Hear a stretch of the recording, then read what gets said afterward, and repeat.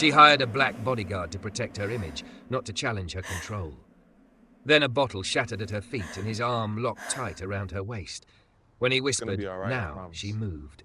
And that one know. word started the fire that would burn her whole you. perfect life down. Before we dive in, make sure to hit subscribe, tap like, and share this video. The more voices we reach, the louder these stories become.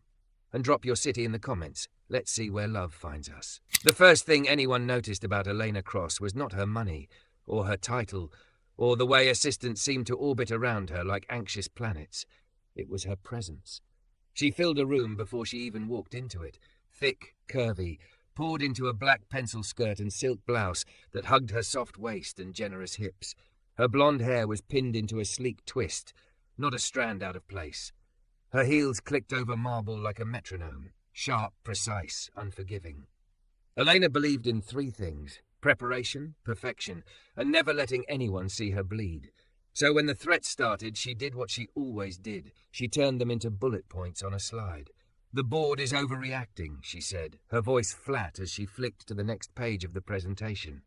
"We have a PR plan. We have a legal plan. What we don't need is some hired shadow following me with an earpiece."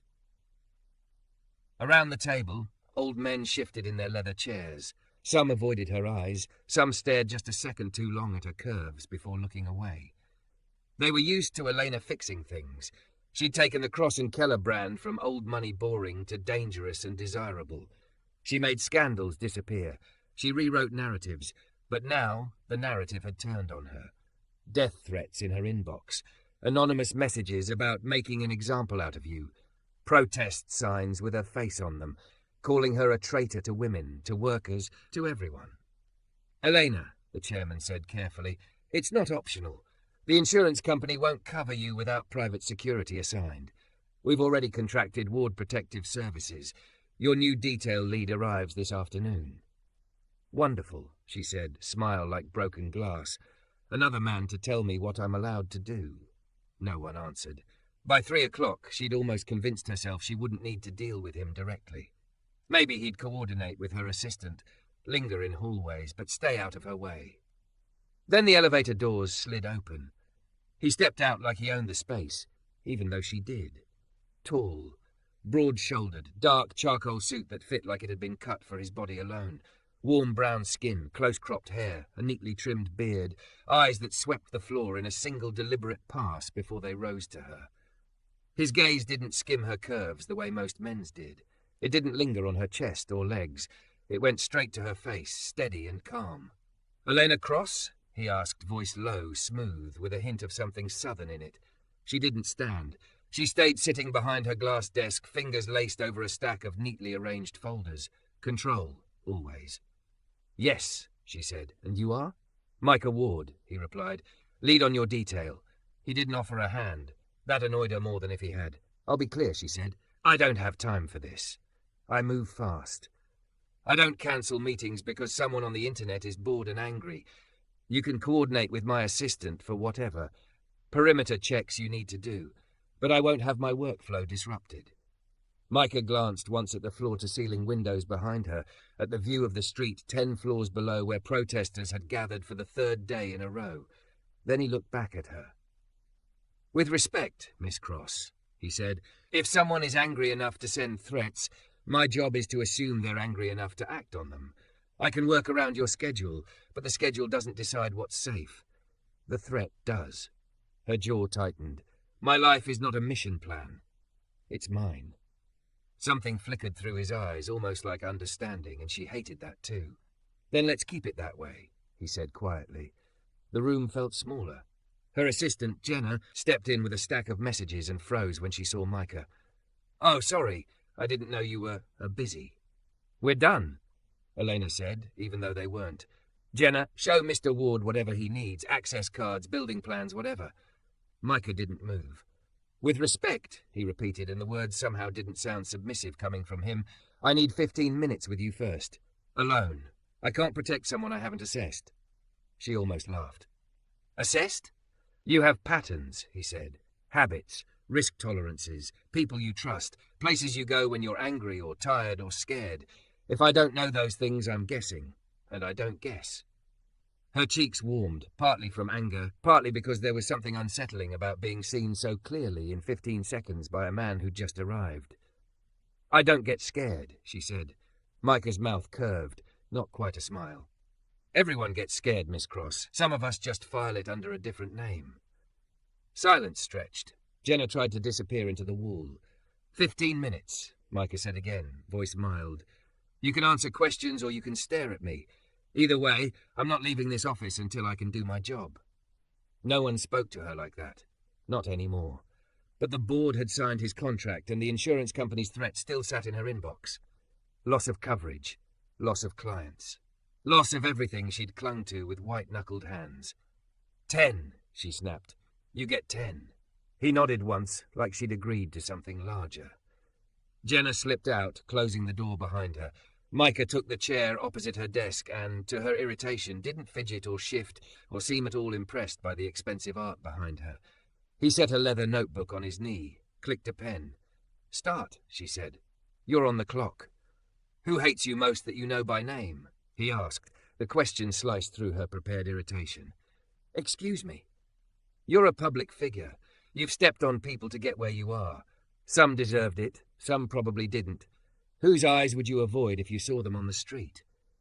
She thought of an ex-business partner, a journalist she'd had blacklisted, a woman who'd come to her in tears about a sexual harassment case and left with nothing because the client paid more. Her stomach twisted. "This is not therapy," she said, leaning back. "You don't get to dissect my moral ledger." Micah's expression didn't change. "I don't care if you're guilty or innocent. I care if they're likely to show up with a sign or a gun. Names, Miss Cross." It wasn't his firmness that unnerved her. It was how calm he was about walking straight into the parts of herself she kept buried under designer fabric and tight schedules. She rattled off names, more than she meant to. He wrote them down, nodding occasionally, asking follow-up questions that were too precise to be random. At some point, she realized she was gripping her pen so hard her fingers ached. "Last question," he said. "Good," she muttered. "When you're overwhelmed," he asked, "what do you do? Not what you tell people, what you actually do." Her throat went dry. She saw herself, locked in her penthouse bathroom at 2 a.m., makeup smudged, sitting on the closed toilet lid with her knees pulled up. Counting. In for 4. Hold for 2. Out for 6. Pressing her palm flat to the cold tile and whispering, "I've got it, I've got it, I've got it," like a spell to keep the chaos out. "I don't get overwhelmed," she said.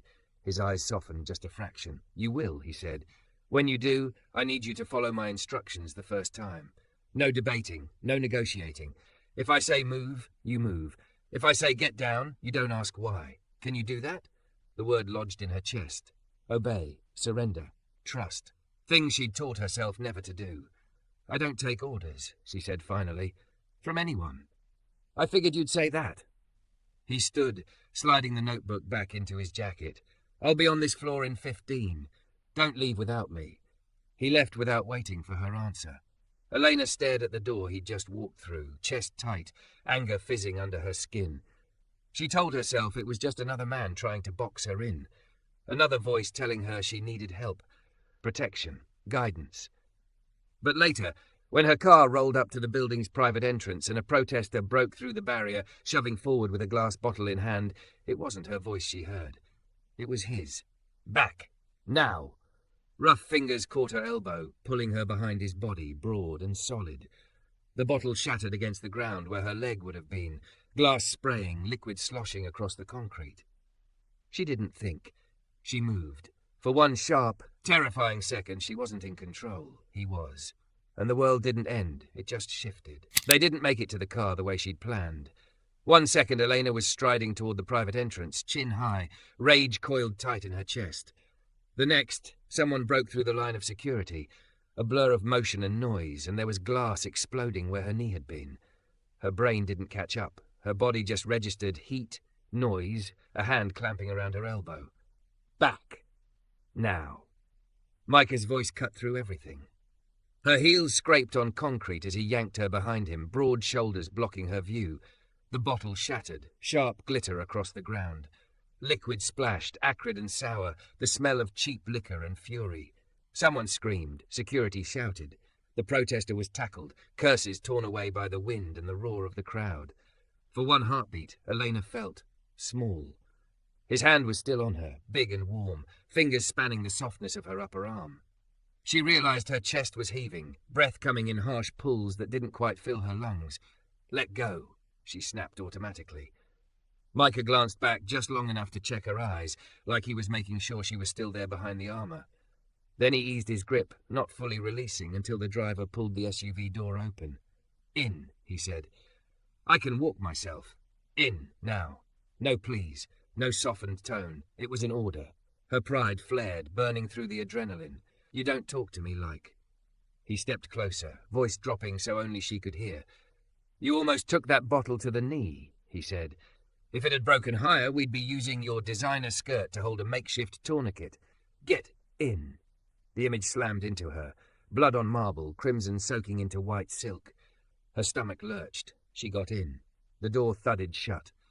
Micah slid in beside her instead of taking the front seat, one hand braced on the handle above, the other holding his phone as he spoke into his earpiece in calm, clipped phrases. Target secure. One hostile in custody. Adjusting route. Use garage C, not A. No delays. Target. She hated the word. Hated even more that part of her clung to it like a lifeline. If she was a target, that meant someone was taking her seriously. You're fired, she said once she could trust her voice. Micah didn't look up from his phone. You don't have the authority to fire me. The board hired my firm, not you.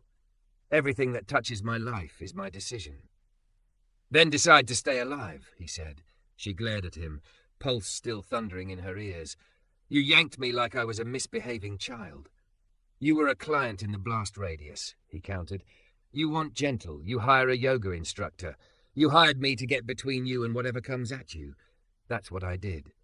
Her cheeks burned because under the fury there was something else. The shiver of that moment, when his body had covered hers. The solid weight of him between her and the bottle.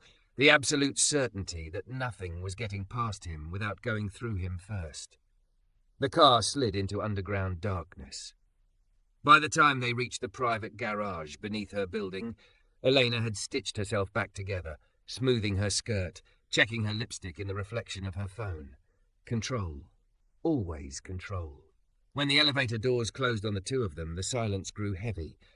Only the faint hum of cables and the soft whoosh of floors passing by. Here's how this works now, Micah said without preamble. No solo exits, no unscheduled stops. I control routes and timing. You're never in a public-facing space without me or one of my team within arm's reach. She laughed, sharp and humorless. You control nothing about me. His jaw flexed, but his voice stayed level. The person who threw that bottle, they weren't aiming for the brand. They were aiming for you.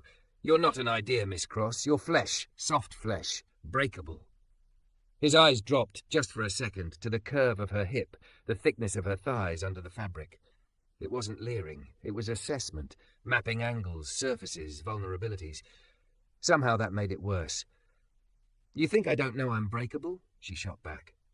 You think I haven't spent my entire life making sure no one ever gets close enough to prove it? The doors slid open into the quiet hallway of her penthouse floor. Marble, art, fresh flowers. A world curated to within an inch of its life. Micah stepped out first, scanning left and right, hand hovering near the small of her back without touching. She hated that she wanted him to. Keys? He asked. She lifted her wrist. The penthouse recognized the bracelet chip and clicked open. Stay here, he said. She walked in anyway. Elena. She stopped just over the threshold, more because of his tone than the name. No one said her first name like that. Firm, unwrapped, not followed by a request or a demand. Just Elena. This is my home, she said without turning around. You don't get to order me around in my own apartment. He stepped in slowly, shutting the door behind them, his voice low. This is a location, he said. Home is what you're fighting for. I respect that. I still clear the corners before you sit down. He moved past her, checking rooms with practiced efficiency. She watched the way his shoulders stayed relaxed but ready, how he opened doors with his foot slightly planted, how his gaze swept high and low, not missing a thing. She told herself she was observing his technique. He circled back to the living room, eyes landing on her stockings. The run she hadn't noticed yet. The thin red line on her knee where a shard of glass had kissed skin. "You're bleeding," he said. "It's nothing." He sighed softly, something like patience thinning. "Sit." The word tugged at something deep in her spine. She hesitated. "Elena," he added, gentler now. "Please." The please caught her off guard. She sank onto the edge of the cream sofa more to prove she could stop at any time than because he'd asked. Micah dropped to one knee in front of her, the big hands surprisingly careful as he inspected her leg. "May I?" he asked, fingers hovering near the torn fabric at her knee. No one asked her permission about anything that wasn't a business deal. For a second, she didn't know how to answer. "Yes," she said finally, the words small in her mouth. He eased the stocking away, revealing a shallow cut beaded with blood. He disappeared into her kitchen, returned with a clean cloth and the first aid kit she'd forgotten she owned. "Look at you," she muttered. "Did the board send me a bodyguard or a nurse?" "Former army medic," he said. "I learned how to stop people from leaking in less than ideal circumstances." His fingers were warm against her cool skin as he cleaned the cut. She tried not to flinch when the antiseptic bit. "You ever had stitches?" he asked. She snorted. "I've had lawyers sharper than scalpels." He chuckled, low in his chest, and the sound sank under her ribs like heat. "This one's shallow," he said. "You're lucky." She didn't feel lucky. She felt exposed. His head bent near her thigh, his shoulders filling her field of vision, his touch firm but careful. It was too intimate for a woman who'd built her life on distance. "Why do you care this much?" she asked suddenly. "It's a job. You get paid whether I listen or not." He wrapped the bandage with practiced ease, his fingers brushing the soft curve just above her knee. His gaze flicked up to meet hers. "I cared the day a client didn't listen," he said quietly. She decided she knew better. Wanted to slip out the back of a hotel for a quick walk before her speech. No vest, no team, just her and a phone that wouldn't stop buzzing. Elena swallowed. What happened? "Somebody had been watching," he said. "Didn't like what she stood for. I heard the shot before I reached her. I did what I could. Sometimes what you can isn't enough." The room blurred for a second. His voice stayed steady, but the muscles in his jaw jumped. "I made myself a promise after that," he added. "If I'm responsible for someone, I don't do half measures. Either I walk away or they understand. When I say move, they move." He finished the bandage and sat back on his heels, waiting. The choice hung between them like a live wire. "You think surrender is easy for me?" she said finally, voice rough. "You have no idea what happens when I'm not in control." "Then tell me," he said. She almost laughed. "You want my tragic backstory?" "I want to know what button I'm pushing when I ask you to trust me," he replied. "So I know how hard I'm asking." Silence stretched. A memory surfaced uninvited. Her father's hands shaking as he held a handful of betting slips instead of the rent. Her mother's empty stare. The landlord's threats. 12-year-old Elena stepping between them, thick already, round and soft and so determined. "Control is the only thing that ever kept us from drowning," she said, staring at a spot over his shoulder. "If I didn't plan every bill, every appointment, every exam, we lost everything. When I wasn't watching, people disappeared. Money vanished. Promises broke." She looked down at him, at the man kneeling in her expensive living room, without an ounce of self-consciousness. "So if you think I'm just being difficult," she added, voice trembling around the edges, "remember I learned the hard way that letting go is how people end up homeless, heartbroken, or dead." Micah listened without interrupting. When she finished, he nodded slowly, as if filing it away. "Okay," he said. "Then I'm not asking you to let go. I'm asking you to shift the weight for a second." Her brow furrowed. "What?" "Picture it like this," he said. "You've been carrying 100 pounds every day, everywhere. I'm saying, when things go sideways, let me take 20 of it, just for those minutes. You're not surrendering who you are, you're letting someone spot you so the bar doesn't crush your chest." She hated that the metaphor landed. Hated even more that she could feel, somewhere deep in her bones, how tired she was of carrying everything alone. "How?" she asked, barely above a whisper. "I give you one word," he said. "When you hear it, you don't think. You don't argue, you just do what I say, only in high-risk moments. The rest of the time, you run your empire however you want." "What word?" "Now." She scoffed. "That's simple. It has to be, he said. Your brain won't have time for poetry when someone's charging you with a bottle or worse. She studied him. The steady eyes, the unshakable calm, the scars on his knuckles that said he'd put himself between danger and other people more times than he'd ever brag about. Fine, she murmured. In an emergency and only then, if you say now, I move. He nodded once, like they'd signed a contract. And we're going to practice, he added. Her eyebrows shot up. Practice? He rose to his feet, towering over her, but somehow didn't feel threatening. Stand up, he said. She did, arms folding defensively over her chest. Walk to the window, he instructed. She arched a brow, but complied, stopping in front of the floor-to-ceiling glass that framed the city in glittering neon and shadow. Look down, he said. You trying to scare me of heights too? Just look. She did. Tiny people moved like dots. A protest sign still bobbed among them, her name scrawled in red. Her muscles tightened. Now, he said. Her body moved before her brain did, stepping back, away from the glass. He watched her, the corner of his mouth lifting. Good. Again. They repeated it. Window, step, now, move. Each time, the gap between his command and her response shrank until she hated how natural it felt. When they stopped, she was breathing a little harder, not from exertion, but from the strange realization that for a few minutes she'd given him something precious, reflex. You good? He asked. She swallowed. I don't like this. You don't have to like it, he said quietly. You just have to let it work. Later, when the building had settled into night silence and the city lights painted soft patterns on her bedroom wall, Elena lay awake, staring at the ceiling. She'd left her door cracked. Somewhere in the dark, beyond the hallway, she knew Micah was there. On her couch, probably, one ear tuned to every sound. For the first time in years, she wasn't the only one awake guarding her world. She exhaled slowly, trying her old trick. In for 4, hold for 2, out for 6.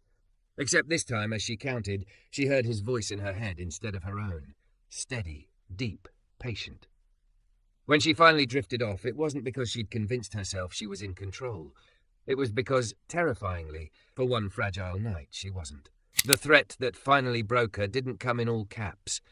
It came as a line buried halfway down an email from a concerned citizen using a throwaway address.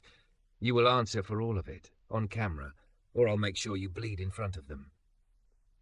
By the morning of the televised town hall, Elena had read it 12 times and filed it in a folder named Legal Threats, Do Not Think About. She stood in front of the mirror in her bedroom, thick, curvy body wrapped in a dark green dress that hugged every soft line and flare. Her makeup was flawless. Her hair was swept into a low chignon that made her look like the woman the network thought they'd booked. Controlled, composed, a villain people loved to hate. Behind her, reflected in the doorway, Micah leaned against the frame in his suit, tie loosened just enough to make him look reachable and dangerous at once. You're staring at yourself like you're about to walk into a firing squad, he said quietly. Feels about right, she replied. Difference is, he added, you've got cover. Physical cover, she said. The rest I'm on my own. His gaze met hers in the mirror. Only if you decide to be. Her chest pinched. She looked away, smoothing her dress over her hips like armor. Car's ready, he said. We leave in 5. Downstairs in the private garage, the board's liaison met them with a stack of papers and a fake lasered smile. These are your talking points, he said, thrusting them at Elena. Stick to them. We've tested the phrasing, and legal signed off. The bullet points swam in front of her eyes. Regret without admission. Empathy without ownership. Promises without specifics. Control, distilled into sentences that meant nothing. Absolutely not, she said, handing them back. I'm not reading a focus group. You don't have a choice, he snapped. The sponsors. I always have a choice, she cut in. You hired me because I know how this works. If I sound scripted, they'll eat me alive. Micah watched the exchange in silence, eyes moving between them. All due respect, the liaison said, going pale. If you go off script, the board will have no choice but to. Let them, she said. They don't own my mouth. Micah's mouth twitched, almost a smile, but his voice stayed businesslike. We're burning daylight, in the car. She slid into the back seat, the tightness in her chest spreading. Micah took the spot beside her again, his shoulder a wall of heat. The SUV slid out into the city. Sunlight flashed off camera trucks and protest signs gathering near the network building downtown. The air felt electric. Route B, Micah told the driver. Not A. The manifest says, Route B, he repeated. Now. The word hit her spine like a remembered jolt. Now. Their word. She glanced out the window. Ahead, the main avenue toward the studio was already thick with people, some holding her face on cardboard, some pointing at their car like they knew exactly who was inside. How did you? She started. Patterns, he said. Online chatter shifted this morning. Someone leaked your call time. The main route's a choke point. We don't drive into choke points. The driver veered down a side street. Elena felt her grip on the illusion of control slipping again, and panic nipped at its heels. You're breathing shallow, Micah said softly. I'm fine. You're about to go on live TV and let millions judge your soul, he murmured. Fine isn't a thing. In for 4. Hold for 2. Out for 6. Her head snapped toward him. How do you count when you're stressed, he said. You tap your thumb 4 times on your thigh, then twice, then 6. Took me a day to clock it. She hadn't even realized she'd been doing it. He lifted his hand, palm up between them. Match me. She hesitated, then placed her smaller, manicured hand in his large, calloused one. In, he said. They inhaled together. 4 seconds. Hold. 2. Out. 6. With every cycle, her heart unclenched just a fraction, not because she controlled the rhythm, but because someone else was holding it with her. By the time they reached the secure underground entrance to the studio, her legs still felt shaky, but her mind was clearer than it had been in days. Backstage was chaos. Makeup artists, producers with headsets, interns clutching clipboards. The network's host, a polished woman with sympathetic eyes, came over to shake Elena's hand. Thank you for agreeing to this format, she said. No pre-approved questions, no edits. Live crucifixions usually pull excellent ratings, Elena replied, dry. The host didn't disagree. Micah stayed within arm's reach as they moved to the wings. He looked out of place amid the glitter and cameras, but somehow more real than any of it. He leaned closer, his voice just for her. You can still choose how this goes. You saw the talking points, she said bitterly. You heard the threats. Yeah, he said, and I heard you tell a board full of old men that they don't own your mouth. She blinked. You asked me what surrender looks like if it doesn't mean drowning. He continued. Sometimes it looks like dropping the script and saying the thing that might cost you everything, because keeping it is killing you anyway. How is that safer? She whispered. It's not, he said. It's just true, and truth has a way of drawing the right kind of cover.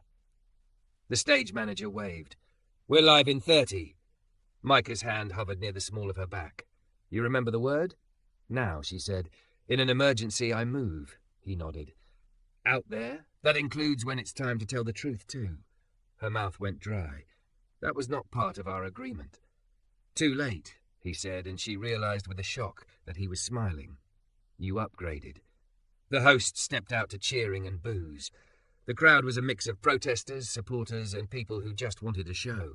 Please welcome, the host announced, the woman at the center of this week's storm, Elena Cross. The lights hit her first, hot, blinding. Then the noise. Clapping. Jeering. Someone shouting, "Sell out!" from the front row. Elena walked to the chair in the center of the stage, feeling every curve of her body under the dress, every eye on her. She sat, spine ramrod straight, and folded her hands to keep them from shaking. The first few questions were almost gentle. How did she respond to the criticism? Did she regret taking certain clients? Did she understand the pain her campaigns had caused? She heard herself answering with muscle memory. We did what we thought was best. We regret any hurt. We're listening and learning. The words tasted like ash. Then a young woman stepped up to the audience microphone. I'm Camille, she said, voice quivering but strong. I was one of the women who came forward last year about a CEO you represented. Your team dug into my past, my exes, my medical history. You tried to make me look crazy online. I lost my job. I had to move back home. My life burned down. Do you regret what you did to me? The studio went dead quiet. Elena's throat closed. Somewhere in the shadows of backstage, she knew Micah was watching, waiting. Her old instinct screamed, control this, reframe, deflect. Instead, another voice cut through the static. Now. She had no idea if he actually whispered it or if her memory supplied it. Either way, her body recognized the cue. She let go. Yes, she said. The host blinked. You do? Yes, Elena repeated louder. She turned to Camille, the cameras, the world. I regret it. Not in that tidy PR way where regret means I'm sorry you were offended. I regret what I did to you. I regret that when you were brave enough to tell the truth, I used every weapon I had to try to crush you." A murmur rolled through the audience. "I told myself I was just doing my job," Elena continued, the words spilling faster now that they'd breached the dam. "That if I didn't, someone else would. That the system was broken and I was just playing my part. But the system is people. People like me." Her hands shook. She didn't hide it. "You asked if I understand your pain," she said. "No, I don't. I wasn't the one losing sleep wondering if anyone would believe me. I was the one weaponizing that doubt. What I understand is fear of losing power, reputation, control. I let that fear matter more than your life." The host tried to interject. Elena held up a hand. "I can't undo what I did," she said, "but I can stop doing it again. Effective tonight, I'm stepping down as CEO of Cross & Keller. Our firm will no longer represent clients facing credible accusations of harassment or abuse. My shares will fund an independent legal defense fund for people like you." Backstage, someone cursed. Somewhere else, a board member probably reached for a phone and a lawyer. Elena didn't care. For the first time in years, she wasn't defending a brand. She was dismantling it. "You're hearing this at the same time my board is," she added, almost wry. "They're going to be furious. They might try to sue me for breaching everything. But that's mine to carry. What I did to you, that was yours, and I put it on your shoulders. That was wrong." Camille's eyes glistened. Her mouth trembled.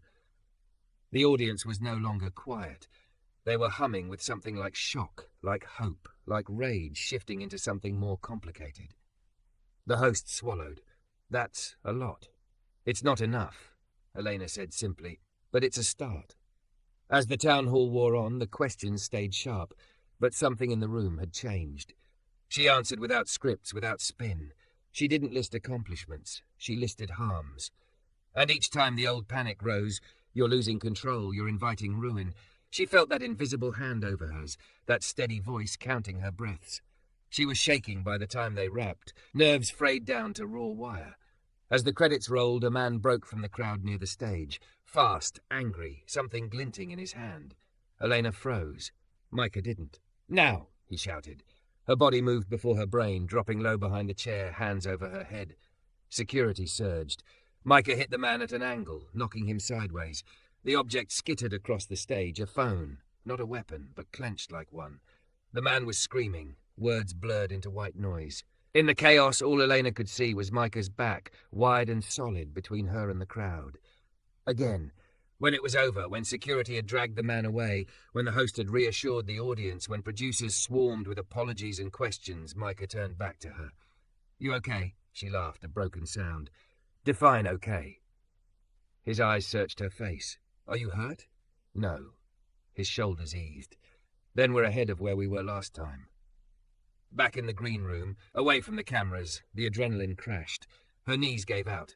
Micah was there before she hit the floor, arms catching her, lowering her onto the couch. "I can't," she choked. My board, they're going to." He cupped her face gently, his thumbs resting near the damp corners of her eyelids. "Hey," he said softly. "Breathe. In for 4. She inhaled, shaking. "Hold for 2. She did. Out for 6. The air left her in a sob. It didn't matter. He didn't flinch. He just stayed there, big and steady, while a woman who had built an entire life on never breaking was finally coming apart. "Why do you keep catching me?" she whispered, when she could speak. "Because you hired me not to let you fall," he said. "Turns out that wasn't just about concrete and bottles." She let her forehead rest against his chest, the fabric of his shirt warm and smelling faintly of clean soap, and something uniquely him. "I burned it all down," she murmured. "My career. My reputation, everything I controlled." "You burned down a cage," he countered. "There's a difference." She pulled back enough to look up at him. His eyes were dark, soft at the edges in a way she hadn't seen before. "What happens now?" she asked. He hesitated, then brushed one stray curl back from her cheek, the touch feather light. "Now," he said, "you see what grows in the space you finally made." There was a question in the air between them, as obvious as the heat in her face, as dangerous as the path she'd just stepped onto. "You know there are rules about getting emotionally entangled with clients," he said, attempting a half smile that didn't quite reach his eyes. She surprised herself by laughing, wet and hoarse. Of course there are. His hand stayed at her jaw, thumb tracing one slow, respectful arc. So if anything changes between us, it happens after you're not a job I'm paid to protect.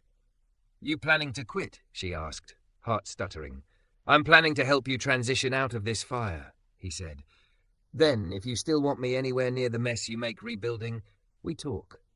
Her chest ached in a way that felt terrifyingly like hope. What if I don't want to rebuild the same way? She asked. What if I don't want to be the woman who has to control every room to feel safe? His voice dropped. Then you let people earn the right to hold some of that with you, one now at a time. She swallowed hard. And you? Have I earned you? He studied her, like he had that first day in her office, like he could see every version of her layered together. The ruthless CEO, the terrified girl counting breath against bathroom tile, the woman who just detonated her reputation on live TV because it was the only way to tell the truth. Let's put it this way, he said quietly. You're the first client who ever listened when I said now. That's not nothing. Her mouth curved. That's the most romantic thing anyone's ever said to me. He laughed then, really laughed, the sound rich and disarming. It rolled through her, loosening knots she hadn't realized she still had. He sobered, eyes on her lips for one long heartbeat. Elena. She knew what he was asking without words. Control had always been hers to grip or release. She reached up, fingers curling around the back of his neck, bringing him closer until she could feel his breath on her mouth. This one, she whispered, pulse hammering. I'm choosing. Their kiss was not fireworks and violins. It was slow and deep, a careful press of mouths in a room that still smelled of fear and makeup and studio lights. It was two people who knew exactly how much they'd each risk just to get here. When they parted, her forehead stayed against his. So, she murmured, you'll walk me through the fallout? Lawsuits, board meetings, angry donors? One step at a time, he said. You don't have to control the whole map anymore, just the next move. And if I panic? She asked. His hand slid down to lace their fingers together. Then you'll hear me. One word. You know which. She did. Weeks later, after the boardroom explosions and the headlines and the stunned silence when she signed away shares and walked out of the glass tower she'd once ruled, she stood on a quiet overlook above the river with him. No cameras, no assistants. Just city lights and water and the weight of a future that terrified her less than the idea of going back. Micah stood behind her, his hand resting lightly on her hip, not possessive, just present. You realize, she said, watching the currents below, I have no 5-year plan now, no colour-coded calendar, no script. Good, he said. That doesn't scare you? He leaned down, his lips brushing the shell of her ear. That's the point. The wind tugged at her hair. For a moment, old panic fluttered in her chest. He sensed it, of course. He always did. Elena. She turned her head slightly. Yeah? Now, he said softly. She exhaled and let her body relax back into his, letting the river rush, letting the city spin, letting tomorrow be tomorrow. For the first time in her life, surrender didn't feel like failing. It felt like finally being held.